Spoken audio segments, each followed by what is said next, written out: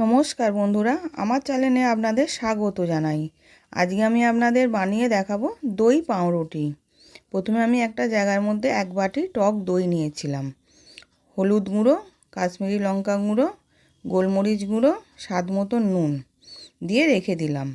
এবার এদিকে একটা কড়ার মধ্যে 1 চামচ ঘি, কাঁচা লঙ্কা কুচোনো, সর্ষে ফোড়ন দেব, দিয়ে ভালো করে ভেজে নেব।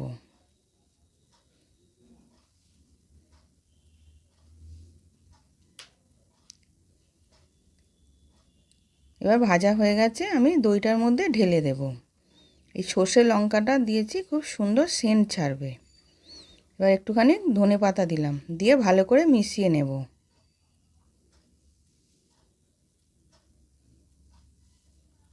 এবার মেশানো হয়ে গেছে, আমি পাউরুটি নিয়ে ভালো করে 2 পিঠে লাগিয়ে নিলাম। এবার গ্যাসের মধ্যে কড়া বসিয়েছিলাম, বাটার দিলাম 1 চামচ, দিয়ে ভালো করে মাখিয়ে নিচ্ছি কড়াটার মধ্যে। এবার মাখানো হয়ে গেছে, পাউরুটিটা দিয়ে দিলাম। এবার 1 পিঠটা হয়ে গেছে, আর 1 পিঠটা আমি উল্টে নিচ্ছি। এবার হয়ে গেছে সব পাউরুটিগুলো, এবার নামিয়ে নিলাম। সার্ভ করার জন্য রেডি দই পাউরুটি। ওপর দিয়ে আমি পেঁয়াজ আর ধনেপাতা কুচি দিয়েছিলাম। আশা করছি ভিডিওটা ভালো লেগেছে। আমি হাজির হব আর এক নতুন রেসিপির সাথে।